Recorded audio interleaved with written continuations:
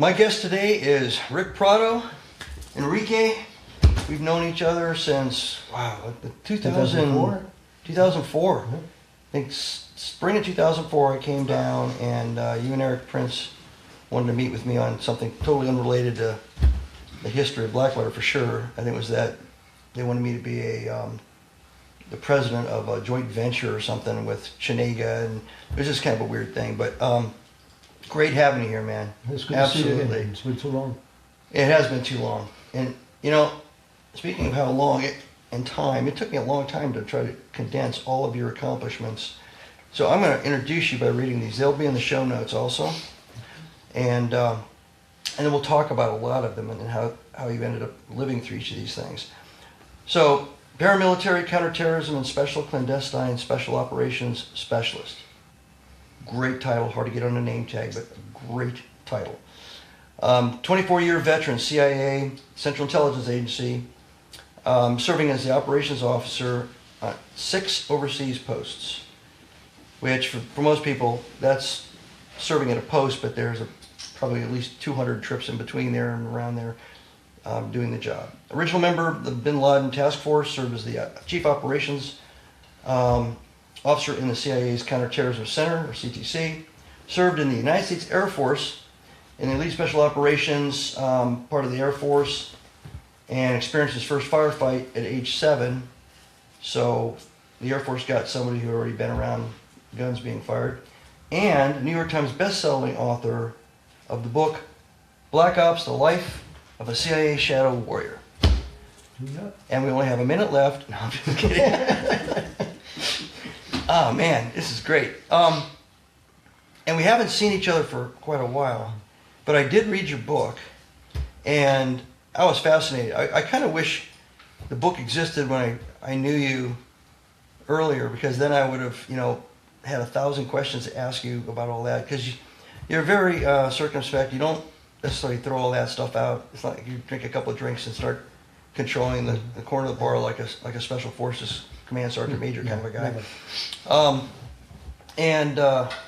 I think at one point I was in your office in Tyson's Corner and I saw some pictures, and I thought I recognized some guys in there, and we determined that at least we'd been in the same place in Honduras at some point, even if we weren't there at the same time, kind of during the Iran-Contra stuff that was going on. And so that was the first connection. But I think kindred spirits. I mean, special ops guys are kind of special ops guys, and we're always trying to come up with something. We'll have the secret handshake. Yes, and I'd show it to the folks, but it's secret.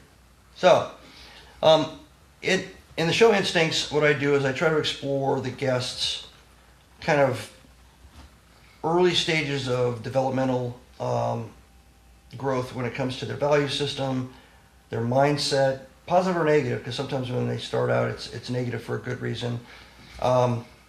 Any influences, it can be people, it can be an event, some significant event that happens, and then we kind of segue into teen years and then the professional life, which in your case we'll go into the time as a parachute jumper, PJ, in the Air Force, and describe what that is, because PJs don't have the movie budget that SEALs do.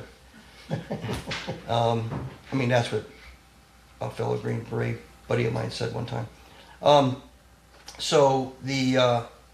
Let's just start with your childhood. Yeah, I was born in Cuba. I was there for the revolution, the wonderful revolution that Castro brought in. He took over in 1959. In 1959, I had ideal childhood. I had a horse, a bicycle, a BB gun at the age of 6. And Castro took over, and the problems began. You referred to about the firefight. I guess it was like 8 years old, because just before they took over the country. And my parents had gone to the local city, we lived in town, for dinner.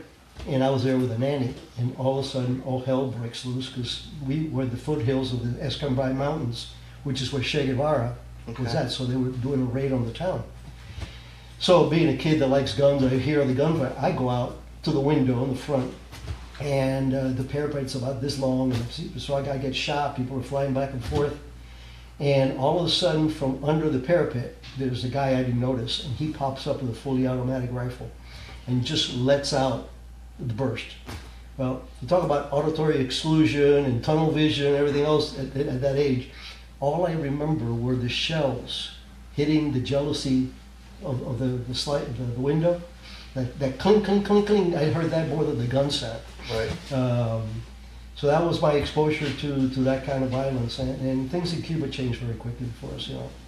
My dad was biggest influence in my life, my first hero, but he was a cowboy. He was a real cowboy, ran my grandfather's ranch, and then he married my mom. She domesticated him, and he went into business. But that's how I was brought up, with that ethos of the cowboy. You get any return fire with that BB gun, or? No, I was actually, there's a lot of dead lizards and birds, man. I was hunting, Yeah, I mean, you do describe in the book that your father was a huge influence. I mean, was he the main influence, or was any? I would say him and my grandfather, my maternal grandfather. My maternal grandfather was the most stoic, coolest guy I ever met in my life. I mean, he was just an incredible dude. And but my dad was a tough little guy, very disciplined, strict but never abusive. And he indoctrinated me very early on what a man's supposed to be like, and that paid big dividends when I finally left Cuba by myself and that part of the story. So what were some of those tenets that he? It was like, how does a man behave? You don't, how do you treat ladies? How do you talk to people? How do you shake hands and look people in the eye? Which is, you see kids nowadays, they don't know how to do any of that. Right. So I was always included on everything. He would go to the Escambray Mountains to buy coffee or coffee beans for his company, and I'd go with him. And all that time was being exposed to, that ruggedness. Mm-hmm. Going out there in his deuce and a half or in his Jeep and stuff like that. Man of faith. He was a very strong faith, the same as my mom, same as me. And those are all those things that start forging your metal to become what you're eventually going to end up being. And that was a very strong foundation for me. Well, at least you had a good template in both your father and your grandfather. Yeah, I definitely. So, Cuba's falling apart, at least from the standpoint of the people, the Cubans, and your family starts thinking about your well-being, and you're not the only child, correct? I am an only child. Are you an only child? Okay. So, what did they start doing, preparing for your safety? Well, when they confiscated my dad's business, which was like 6 months after Castro took over, and then the Bay of Pigs fiasco came in, and that was Kennedy's screw up, not the agencies. But that's when my father said, we got to get out of here. So we moved to Havana because we lived in the central part of the island, and it took me a little over a year to get out. My parents couldn't get out. They couldn't get. We had visas for the United States, but you could not get the exit permit because the corruption that was there was endemic. And so I came out at the age of 10 to an orphanage in Pueblo, Colorado, through a Catholic program called Peter Pan program. 14,400 kids were taken out in a matter of 2 or 3 years. And From Cuba. From Cuba to the United States, yeah. So, I landed in the United States April 14th of 1962, and 2 weeks later I was in Pueblo, Colorado, in Sacred Heart Orphanage. I mean, why did they take you all the way to the center of the country? They were trying to, you had such a massive number of kids coming in. Oh, dispersing them? They had to disperse them. Okay. So any orphanage that would take you, any foster home that would take you, and I loved it. I mean, don't get me wrong, it was great exposure. Got to see the Rockies, something I never, But, that was a very quick grow up kind of, Yeah. You go here, you go from the idyllic childhood to, you got 3 different cultures, 4 different languages, and a lot of pissed off kids. Nobody likes being an orphan. Right. And got my butt kicked the second day. Third day I made friends and kicked butt back, and that was the beginning of it. So, You grow up fast. You grow up a little faster than Any communication with your parents while you were there? zero. Wow. No cell phones, phone calls. No letters? Yeah, no letters. I mean, But they knew where you were? Oh yeah. Okay. Yeah. They knew. They had been told where I was at. But, they came out about 6-7 months later, but it took a while for them to be able to bring me home because they had to get a house and they were broke and they lost everything. So that we were definitely sub-poverty for the first 2 or 3 years. My mom worked in a sweatshop for 10 years, and my dad worked 2 jobs for as long as I could remember. But in the many interviews, I always get people, oh, poor little you. I'm like, no, my parents. Imagine taking your 10-year-old kid, your only kid, Yeah. and putting him on an airplane to a country that you've never been to, may not even be able to visit. And that was one of the examples that I wanted to give you about my dad. When we were going to the airport to drop me off, well, first thing is we're driving to the airport and there were 3 guys hanging from a tree by the neck with signs that said counter-revolutionaries. And my mom was in the back seat. My mom jumping over trying to cover my eyes. It was too late, right? So we get to the airport. Everybody's got guns and all this other stuff, and there was a glass wall, and that's tattooed in my brain. And my mom was just blowing snot bubbles. She was just losing it. And I told my dad, if she doesn't stop crying, I ain't leaving. So my dad took a knee, put his hand on my shoulder, and said, "I give you my word, I will see you again." That was my security blanket for all the time that I was by myself. In the orphanage, I could hear the kids crying at night. I never cried because I knew that if he had to swim to Miami, he was going to do it. So, Wow. So you were in the orphanage and they didn't teach you how to ski before you left, I'm assuming? No. Pueblo is a blue-collar town now. Imagine back in '62. Yeah. Luckily, I love horses, and that's where they would take us. Every month they would take us to the rodeo to watch the thing and play baseball and learn English. That was the immersion. That's all they taught us. See, spot, run books. Yeah. So your parents get back, and was it 8 months, or how long were you in there? Yeah, I think it was a total about 8 months. And then they get you back. Was it train? Plane? How'd you get? Flew back. Flew back. Yeah. And so you try to settle into the new life, and it's definitely not the same as Cuba. But you have to decide, kind of how you're going to fit in this. Now this is the third context of your life, right? Because you had home, then you had the orphanage, and now you've got this. So what were some of the challenges you ran into, trying to figure things out, assimilating, not assimilating, high school, all those things? Yeah, I mean, first of all, I turned 11 at the orphanage, and when we got to the house where my parents were living, it was literally, a 1-bedroom efficiency apartment, and it was my aunt, my 2 cousins, my mom, my dad, and now me. And I slept in a cot. My mom and dad shared the couch. It was. We had some pets that were called roaches and rats. It was a pretty ghetto place. The other family members came over with your parents. Were they already there? They came out just before my parents did. My 2 cousins, because they're much younger, and their mom. And they stayed with a cousin of ours. But then when my parents came in, they took them home. Okay. So I mean, it was a rough area. The kids, most of them were low-income housing, that kind of stuff. Now it's all condos and stuff, but it was pretty dilapidated area. We played ball, we did this, that, and the other, and then my dad started moving me around. Every time you make a little money, move to a little better place, and so on. And I ended up at getting sponsored at a Catholic school, Corpus Christi. Is where we used to go to church, and I was on the choir. And that was my first really immersion into socialization. I was probably around 12. Again, a very different culture. My English was barely, I could ask around kind of thing. Right. And there were some Cuban kids in the school, but mostly were Anglo kids. No issues there.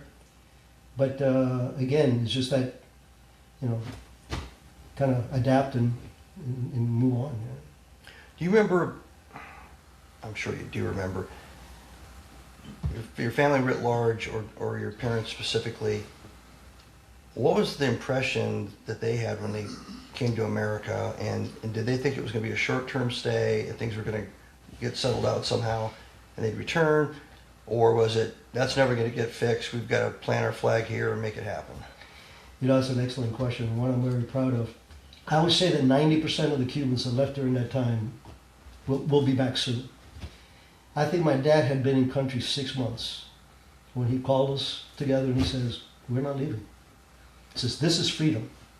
This is what I want for my family. We'll visit Cuba when it gets up, but we're not leaving. And, we became residents the day we could become residents legally. We became citizens the day we could become citizens. And until the day he died, my dad lived with me and my wife for the last 5 years of his life. He never missed an opportunity to vote. He was so in love with this country. Now, you and I have been to other countries. You and I have been to a lot of crappy countries. And it's really hard to convey, explain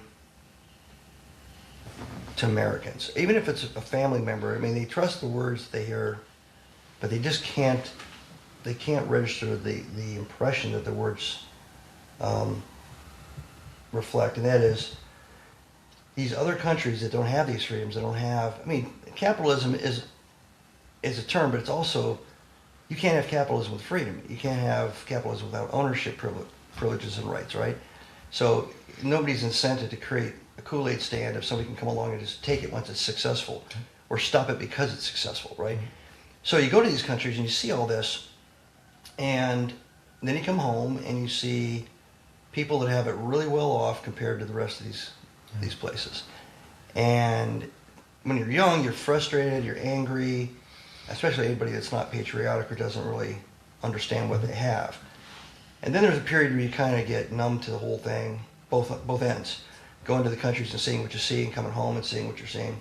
My dad went to Vietnam, working for the Army for 2.5 years. He was the paymaster for the Chuhoy program through MACSOG B, which I didn't find out until he almost died. I thought he was just over there as an admin guy, but he was flying around with money, giving it to the SF guys, and so they could pay all the Chuhoys, the guys that turned themselves in to fight for us for money.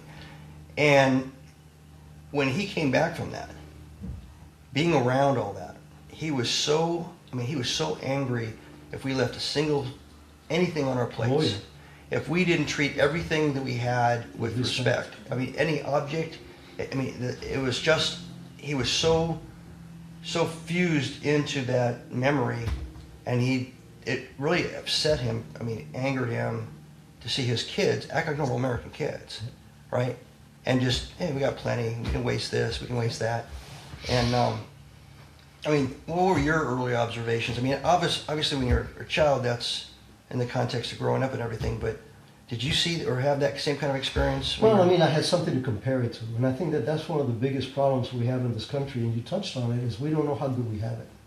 The average American, when they go overseas, they stay at a 5-star hotel, they're there for 2 weeks, and they come back. Mm-hmm. I was doing a talk one time, this lady raised her hand in indignation. She said, well, I've been to Mexico. And I said, no ma'am, you went to Cancun on a cruise. She looked at me like, how did you know that? But because we don't understand that. Even when you visit Italy, for example, or any other country out there, that doesn't have to be third world. Third world is just things worse. But even first and second world countries, they don't have it like what we have it. Yeah. And so we became very, very cognizant of all the benefits. And you touched on something that my dad talked about from the very beginning. Whatever I built here, nobody's going to take it away from me, because of his experience as it was with Cuba. And so, which is the freedom of speech and the freedom to own property. And of course, they don't teach this in regular schools anymore because there's been an effort to try to wash that out as a part of a value system. But anybody that comes to the country as an immigrant from any of these other places we've been talking about, they instantly, they're like, holy crap, Yeah. we get to actually own, we can build, I can have 5 jobs, 4 jobs, I can have a house, 2 houses, I can rent them out. Those aren't even allowable. They're unthinkable in a lot of these places. And I remember using an example years ago, UVA. So UVA, founded by Jefferson. Can't get any more white and English than Thomas Jefferson, right? So he founds University of Virginia, and there was this insert magazine in the Virginia Pilot, and I pulled it out, and there's a picture, and there's 9 Asian people in a portrait, and down in the center there's an old Asian guy and an old Asian woman. So it's the cover story, and I started reading it, and those 2 people and those kids escaped from Vietnam, and those 2 people worked 2, 3, 4 jobs, and the first kid that got through college became an engineer, started tithing back to the family. The second one became a lawyer.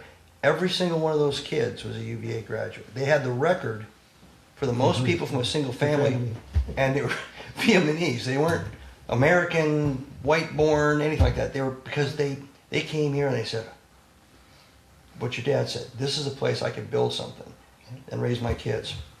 And yeah, it's upsetting and all that, but I don't want this to turn into a therapy session. So where we were, not that we don't need one. So you're in high school, or you're getting ready to go to high school. You're 12. You're trying to assimilate. Mm-hmm. There were good and bad experiences, and there were things that at the moment were I felt were detrimental. But again, I think along the way, God has always, usually with a 2x4, but along the way, kind of nudged me in the way that I was supposed to be going. And I got into martial arts when I was 15. I never played any sports. My parents didn't believe in sports. I used to work. Mm-hmm. You have to have a trade. The summers, I would always work with my dad. He got into the construction business. And so on my own, I started martial arts when I was 15. Both my instructors were veterans, both Marines. One Vietnam, the other one World War II Pacific. So those were role models. It started giving me a taste for what they had done, the duty.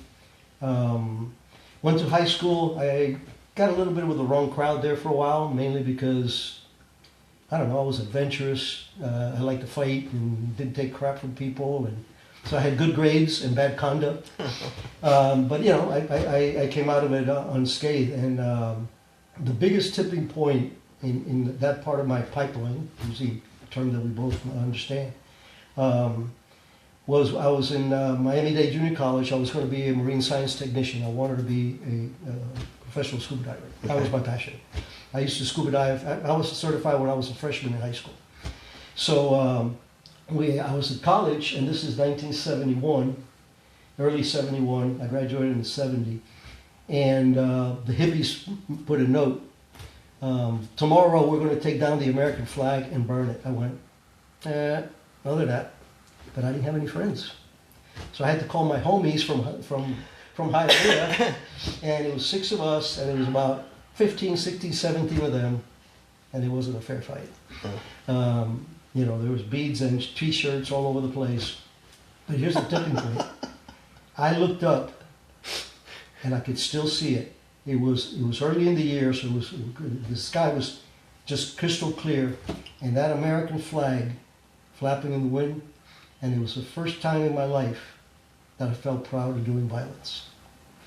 6 months later, I was in Paris. Well, you also had the Pacific Marine somewhere in your DNA by that time too. I mean, and again, symbology can be used for positive things and for bad things, right? Totalitarian dictators, they immediately try to get symbols out there, and you're supposed to, it's like a new belief system, right? You replace all the other belief systems. The traditional foundations, the cultures, they try to strip it away and rebuild it so everybody disconnects, and that becomes the new thing. So there's a lot of nefarious symbols like swastikas and things, but I think people get that. It's like people get that bad things happen, and they're always anticipating, but they don't realize how many good things happen, so they don't anticipate it. It's a weird distortion in the way people think. So looking at a flag, and sure, after 9/11, everybody gets real patriotic, right? The American hockey team wins the gold, everybody gets patriotic. You and I know, for the most part, it seems to be like a tide. It kind of grows as the competition or the event comes around, and all of a sudden it hits a peak, and then it just ebbs away, right? And then you're back to whatever your base level of patriotism is. When Pearl Harbor happened, the United States was isolationist, didn't want to get in any wars. Pearl Harbor happens, obviously, every young man's lined up, wants to be a Marine or whatever. So, but then, and it's sad that a war would have to be the thing that stimulates patriotism, but often it does, and the symbol of combat units in war is whatever their flag is. So the flag for people that have been in the military or served the country in whatever capacity is not just something that is up there flapping around on top of a library or a post office. It's something that it's a symbol that gives them a whole bunch of information about themselves because they look at it in a different way. And how upset you get when you see somebody that doesn't put their hand over their heart during a. I mean, it's in you now, right? And you fought for that flag, and you've seen people fight and die for that flag or be maimed for that flag. And all of history, it's been like that for 250 years, right? And sure, everybody else has history of dying for their flags and all that stuff, but that's okay. They can be patriots about that. But the fact that you said that you looked up there and it's an anchoring moment. It was. Because it's not just that you did violence; it's that you defended. You did violence to defend, and it wasn't even defend a person. It wasn't like you're trying to defend a little old lady or something. You were defending the symbology of America. Yeah, I think that was what created the debt of honor that I felt that we had for this country. My parents by now had a nice house in Hialeah. My dad had a new car. We were, the American dream. But at that particular episode, I realized, I said, this country's not the way it is because of people just sit on their asses and don't, service is something that, and 55 years later, here I am still doing pretty much the same stuff, just in different incarnations. I think people are all kind of basically biologically structured the same way, and emotionally they react. When they're younger, they probably react more than when they get set in their ways. I have a nephew that wasn't doing real well, was living in the basement of my brother's house for a bunch of years. And if you remember, my oldest son, who was an Air Force guy, he died after his first tour in Iraq. And I get a call like 5 months later from my nephew, out of the blue. I want to join the military. He felt so low compared to his cousin's high point, and realized this guy's over there doing this stuff in Iraq. He comes back, gives his life in uniform, and says, I need to do something like that. I need to figure out a way to be relevant, and I need to figure out a way to do something for something bigger than me. And he joined, and he did really well in the Air Force and all that. Which, I mean, that to me was like a complete 180 turnaround from where he was. And so events like that happen, and lots of families that had military, doesn't matter what the branch is, they had military. There's usually one or two of the kids kind of go down that path. And I didn't encourage my kids to do it. They knew what I did for a living, and if they wanted to go that way, they could ask. I had one son, his freshman year in college. So I got 5 kids. So he gets about 3 months in. Must have a meeting at a restaurant. Okay, so we drive to the college. He's sitting there. He's a big guy, football player, great athlete. All right, I think we were looking at this blooming onion, and we were kind of just eating the blooming onion, and he wasn't saying anything. So finally I was like, all right, so what's this about? What's this meeting about? Do you meet a girl? Let's get married? What the heck's going on? I don't want to be in college anymore. I want to stop. What do you want to do? I want to be a SEAL like you were. I go, yeah, really? Okay. Do you know anything about the SEALs? Well, just what you told me. But I mean, do you really know anything about the SEALs? Well, what do you mean? quitting isn't a part of the deal. So now you're going to quit showing up at class and having everything paid for you. I mean, you can't handle that, but you think you can handle that? Let's make a deal. If you get through your freshman year, all the way through, last day, good grades, the day after your freshman year ends, if you still want to do this, I will do everything in my power to help you get in. Prepare you, everything I can possibly do. He never brought it up again. Went through college, went through his master's program. He's 40 years old now.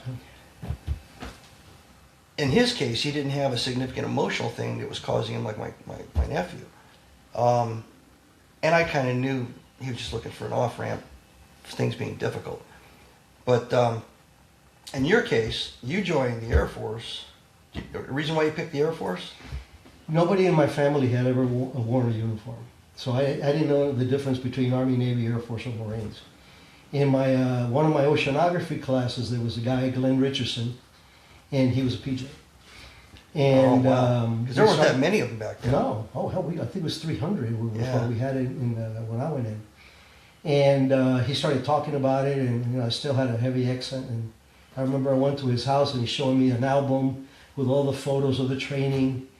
So wait a minute, man. You mean to tell me that I get jump school, pararescue, medic, mountain climbing, and a cool hat? Sign me up. So took me down to the unit, and they got me in there. Any part of that training process that was difficult for you? You hit on something that is key to all of us, is the quit. Yeah. I'm not a natural athlete. I'm just stubborn as hell. And I was already a diver, so that was an ace in my sleeve. Not that anybody knew it. But without a doubt, my mind was set that there's only one way I'm not going to make pararescue, and that's if I'm dead. Right. And I remember the hardest thing we did were called towel swims. Get a gym towel this big, roll it up, one in each hand, and you're slapping. And we did 13 laps of a 50-meter pool, 100. And it was funny because on the 12th, we didn't know when it was going to stop. I'm going. If they send me one more time, I can't do that. So when we get to the end, they say, okay, everybody out of the water. And in my mind, I still remember clearly, I said, thank God, because one more lap I would have, no, I wouldn't have. And the rest was easy. The rest was easy. That was pre-scuba. That's how we got. Yeah. That was medical school. And from there we went to Navy underwater swimmer school, which is where I went. All my instructors were your guys. Okay. So, yeah, our scuba training was pretty infantile when I was going through. It was just basic open circuit. And the hardest part was the pool comp thing, where they go down and mess with you and rip your stuff off, and you've got to swims, keep your presence of mind and put everything, reassemble everything, hold your breath and all that. And that was well after Hell Week, but that was the only other attrition event at Bud's. Because if you made it through Hell Week, you weren't going to quit. But panicking underwater, even though it was a clear pool, right? It doesn't matter. Panicking underwater when all that stuff's happening to you and not going through the sequence of checking, okay, you put a rubber band around something, okay, my mask's over here, clear, all the different things. Just, as long as they were attacking, you just had to keep doing it, right? And you never know how long it was going to be. Sometimes there was a pause, you go, oh, fine, it's over. Then bam, they'd hit you again. That was also worth at least 1 to 2 students every class. Yeah, the attrition rate for us, we had 6 weeks, they call it in-depth now. They used to call it preconditioning when I was in. And it was 2 days. You were in the pool every day for hours. You were then doing PT for hours. And that's what you did. You cleaned the room, you ironed your fatigues, and you did PT. And we had every Thursday, the PJs would give a talk to the next basic training class. Okay. And they would say, if you want to come out and try out with us, Saturday morning at the pool. And every Saturday morning, there was 20 or 30 kids out there, and maybe one. And what year do you think that was? That was 1972. Okay. Yeah. Early 72. I'm talking like February of 72. And, I went through 6 iterations of this because, I was there for 6 weeks, and 6 times, we're doing our show, but these guys couldn't, And it was funny, our mutual friend Steve Bailey, said to me one time, we were talking about, it's kind of the same thing, going through the pipeline. You have this Adonis, 6'1", blah, blah, blah, blah, blah, and he quits. And Steve says, yeah, well, we call them spandex athletes. And he says, the problem with those guys is that everything comes natural to them. Yeah. And then they don't want to work this hard. In my case, I had none of those gifts. Mine, like I said, the only gift I had was I ain't quitting. And of course, that served me throughout my life. Yeah, I was the senior enlisted guy in charge of the first phase of SEAL training. So 26 weeks, 3 9-week blocks. So the real selection process is in the first 9 weeks. And that's where Hell Week is and all that. And we were under Navy investigation because a Navy sailor who placed second in the Hawaiian Ironman came to Buds and quit on a bay swim at the end of the second week. And he'd been sponsored by a fan who was the admiral, it was Sink Pack in Honolulu. And he was so proud of this guy, and he pulled all the orders to get him to Buds. And then he hears he quit in the water. He says, there's no way he quit in the water. They made him quit. They did something. And we had all these investigators land on us and put us in different rooms and everything, like we shot him in the water or something. Yeah. He just couldn't handle the cold water. He wasn't a great athlete. It was all up here, right? It's always up here. And then also as an instructor watching 100 plus people start, and you end up with 20 something that you hand into the next phase.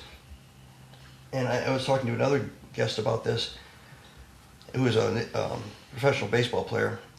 You look at this thing and you're like, okay, well, how come the little stubborn guys are making it, but the guy who played, wide receiver for, the Oregon Ducks football team, who's faster than hell and stronger than hell, he quit on the third day. What? And it's exactly, every one of us who came to the same conclusion. It's so easy to do the physical things that they never created any kind of scar tissue or a self-reflection process where you finally get to a point, well, if I really want to do this, I just have to suck it up and not really care about the pain or even failing. Being the last, I was the worst runner in my class. And you'd see guys do things until they passed out. And one of the sayings was, they can kill me, but they won't eat me. Or I'm going to keep doing this until I pass out, and that doesn't count as quitting. So then they have to pick me up, give me water, and so all's fair. Yeah, but quitting is the ultimate, the ultimate final decision you make, right? So, but as part of the Spec Ops, the whole mentality of it and everything is, you can only do so much in a training environment, safety-wise, to try to figure out if you have the right people coming out and going into the units. You can't shoot at them really, and you can't beat them up and see if they can survive that. You have to play all these games, right? And test their mettle. Physical stress. Yeah. Where did you go when you became a PJ? I mean, Homestead Air Force Base. I did 2 years active. I wanted to go to Vietnam. That was the reason I went in, obviously, because there was Vietnam years. But by the time I got my beret, it was real late 72, early 73. Vietnam was pretty much winding down. Yeah. So I was down there with the 301st, and yeah, it was great. I mean, I'm jumping every week. I'm doing scuba jumps. But I wasn't making any difference. So I went into the reserves, and again, I believe that God has a path for us, and if you have the backbone to follow it, you'll do well. But He also grooms you along the way. And there were episodes like that in my life. So when I came out of pararescue, I was a very different person. I had conquered so many things that I never even thought. I didn't know how hard it was going to be. We had our version of washouts.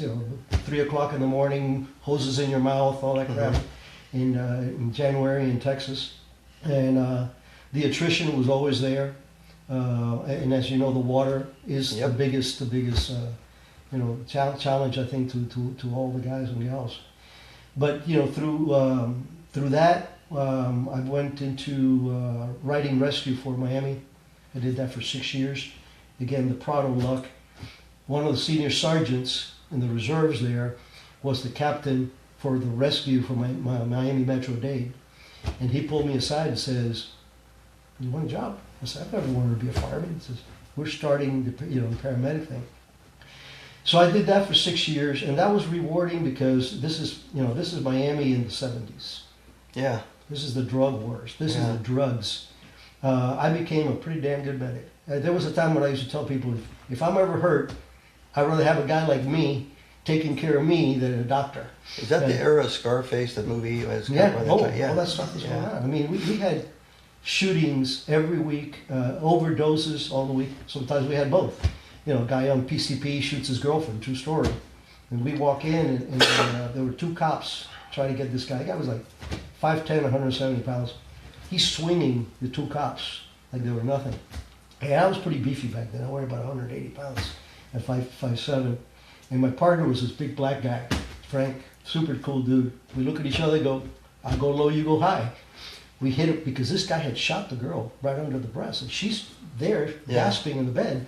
But we can't take care of that until we take care of this. This guy was literally foaming at the mouth, and we were able to handcuff him. Then we saved her.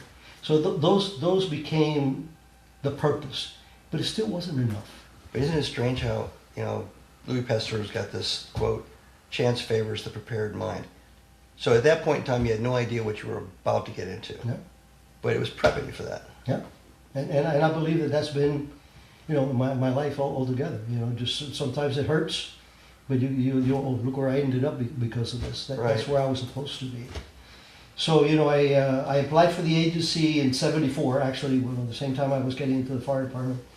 And I told them, I speak Spanish, I'm a PJ, blah, blah, blah, I want to serve my country. And they came back basically telling me, we're firing, not hiring, because this is right after the Vietnam. It's the Stansfield-Turner thing, yeah. And so that's why I went into the rescue. And then in 1980, early 80, I applied again. And this time, because of my substantial credentials, not only as a PJ, but as a writing rescue for 6 years in Miami, Special Activities Division Ground Branch asked me if I wanted to work contract to be a team medic for training or for operations. So I did that for a few months. I would take 2-3 weeks off and go. And then come Reagan, when he took over and declared war on communism, the agency did not have a single native Spanish-speaking paramilitary guy. They had native Spanish-speaker guys that were case officers. Right. They had, as you know, ground branches, all SEALs, it's all from the SOF community. Right. But they didn't have, they had the paramilitary, but they could not pass. For most people listening, Stansfield-Turner and under Carter, basically they went in and they investigated the CIA, had open hearings, and said that they were involved in way too many wars, banana wars, and the quote-unquote secret wars in Laos and Cambodia. So the decision was to basically neuter the direct action operations side of it, not the intelligence collection and analysis side.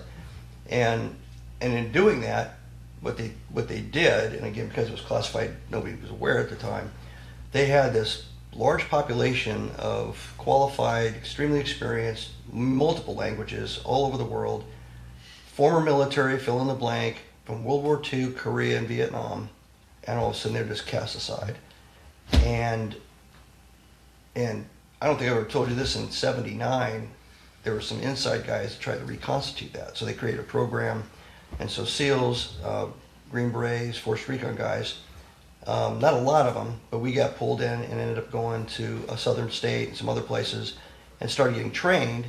And I actually got to go in the vault. That's where I heard the story about how decimated they were.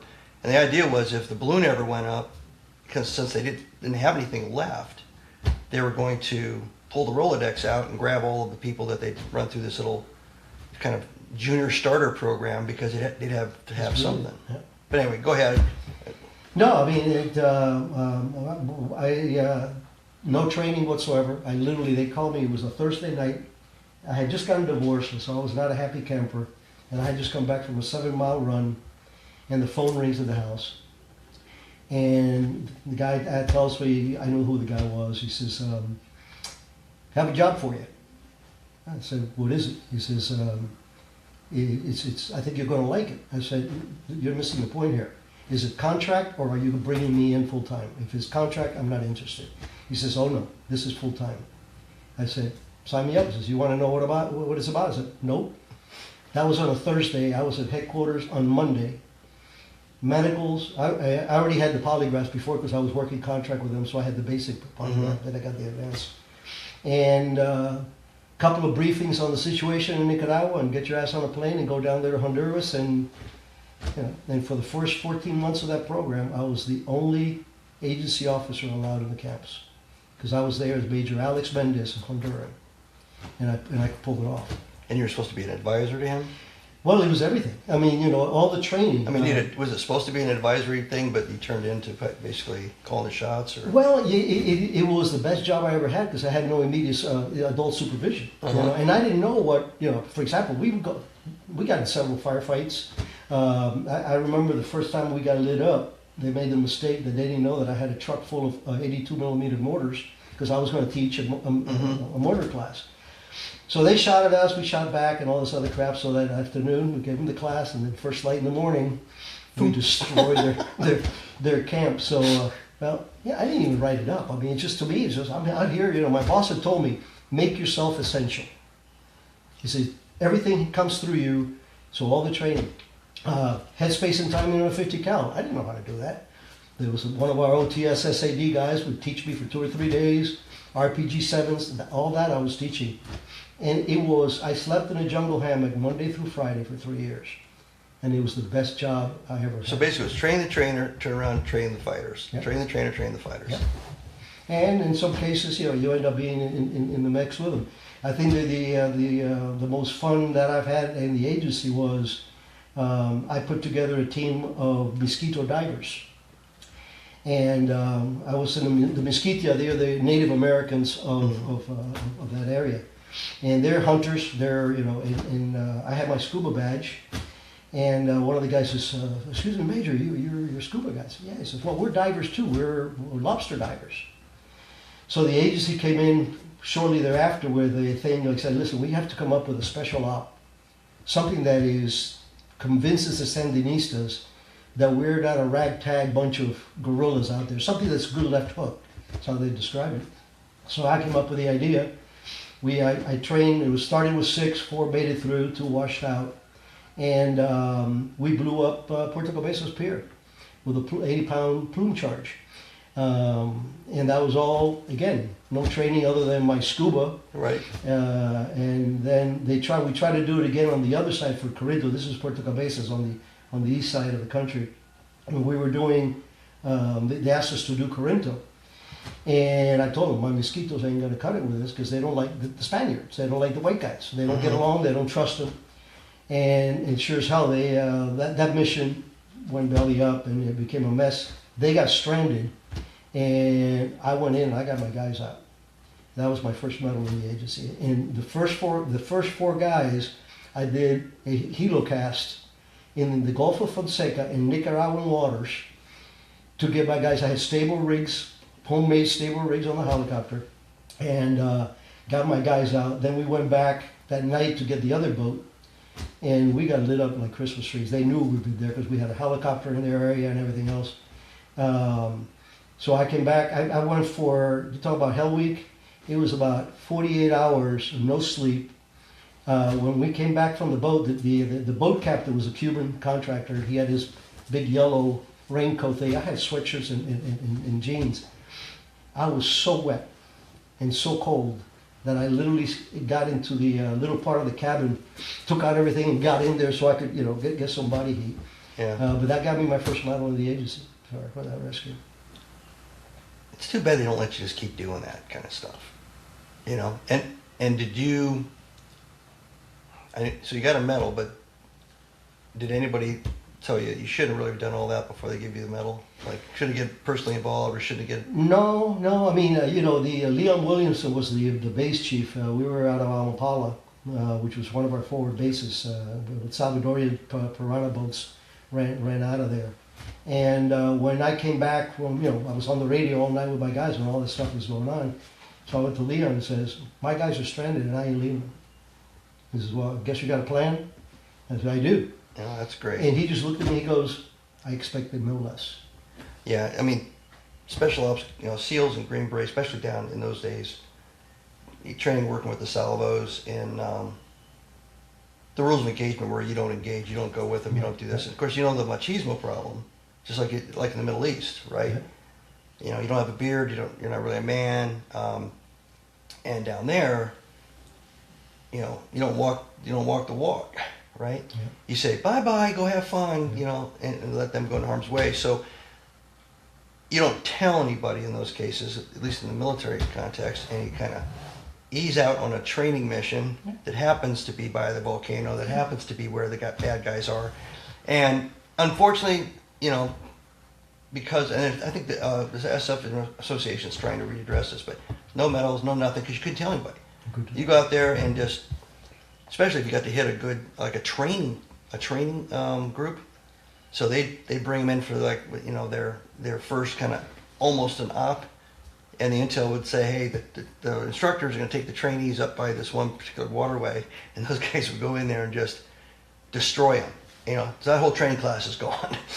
And anyway, but then you couldn't say anything. So I've only been able to do a couple of those things, and I've talked to lots of guys that did it, and they always get a big, you know, you get a twinkle in their eye, and you can just, it's like they're, you know, 28 years old again and having fun. You know, I think that the thing that affected me to the positive the most is that I didn't know a damn thing about the agency. I didn't know the do's and don'ts. Nobody sat me down and said, you cannot cross the border. Yeah. Or if you get captured, you know, the thing is ruined. None of that was ever told me. I was never taught any of that. So for me, it was like my boss said, make yourself essential, and you hit on it. You got to lead, follow, or get the hell out of the way. Right.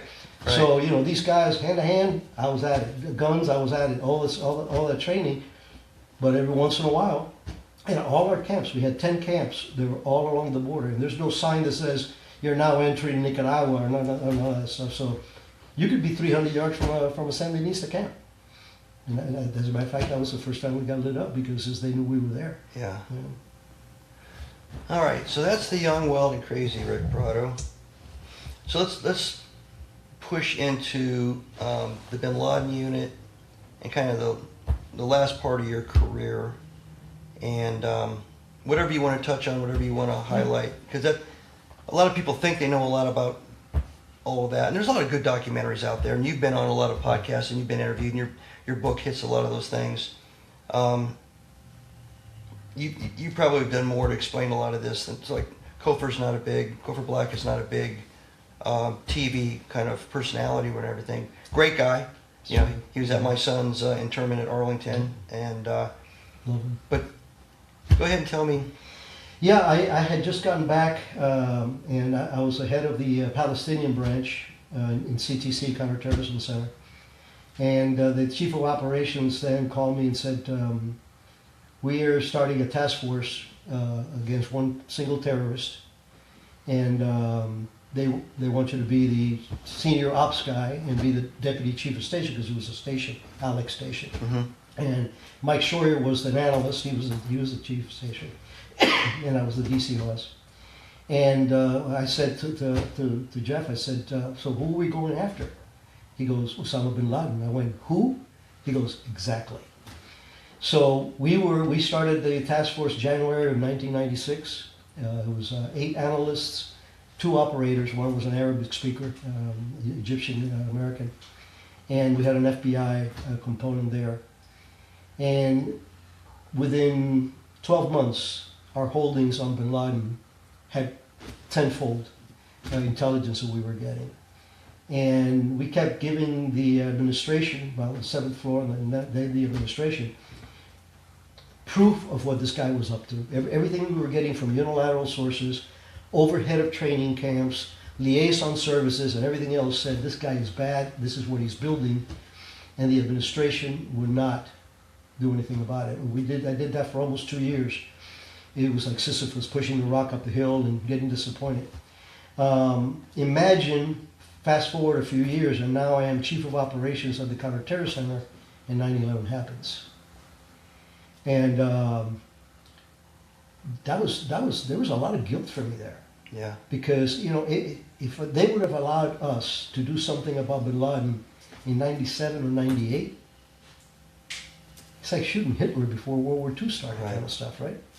So, that angst was there, but again, the 2x4s teach you, that pain, I turned it into an idea, and I came up, I left the chief of ops job, and the program, it's at the end of the book, it's all clear by the agency, so I can talk about it. The concept was, give me 3 names of bad guys in each organization you want to target.